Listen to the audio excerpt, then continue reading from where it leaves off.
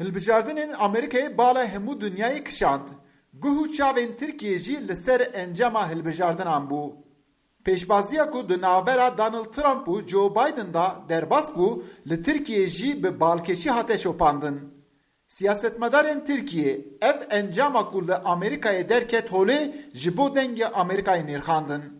Him desthilatî û him jî opozisyona Tirkiye hayjixweyî nêzîkî van encamên hilbijartinê bûn. Ev hilbijartina Amerika'yı dünyayı bir şekilde ki te alakadakirin.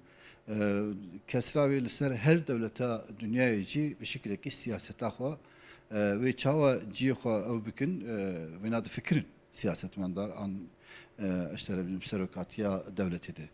Ama da sistema Amerika'da zaf gellek dışındayı guhartına ki. Yani nizam-ı müesseseye de Amerika'da sisteme ki runuştine heye. Ve sistemi de kijan serokvaracı ve sistema Amerika'da peşte derbastıkın. Yani bu aslında Türkiye için bu. Yani kesra Amerika ise Türkiye, Trump ham Biden ve farkı ve hebe na. Türkiye'ci bu menfaata Türkiye ne Türkiye kadim yakkevne. Yani Türkiye anha dema AK Parti ve 8 sal 20 sal idare kırna Türkiye gelek peşte çu. Li gorî partiyên opozisyonê Trump an jî Biden kî dibe bila bibe ew dibêjin siyaseteka Amerîkayê heye, kî bibe serok mecbûr e ku siyaseta Amerîkayê bimeşîne. Serokê Partiya Dahatû Ahmet Davutoğlu di vî warî da nêrînên xwe wiha anî ziman. Amerika Birleşik Devletleri Welatên yekgirtiyên Amerîka duwarê pêvajow sistema siyasî de bes Amerîkayî nîne. Hemû dinyayê alaqedar dike. Amerîka hêza gilovera. Bi vê hilbijartinê Amerîka dunya jî êxiste ji bandora xwe. Ev hilbijartin nav Amerîka de berberek ciddî derxist holê.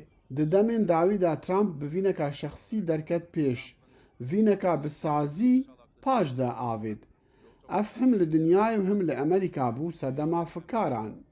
Berî her tiştî gelê Amerîka hilbijartinên xwe çêkirine. Pêwîst e em jî rêzê lê bigirin. Ez li vê derê Birêz Biden pîroz dikim. Parlamenterên Partiya Gel ya Komarê CHP û wezîrên berê Abdulatif Şener dema li ser encama hilbijartinê disekine, ew dibêje hatina Joe Biden dibe ku siyaseteka nû bide pêşiya Amerîkayê.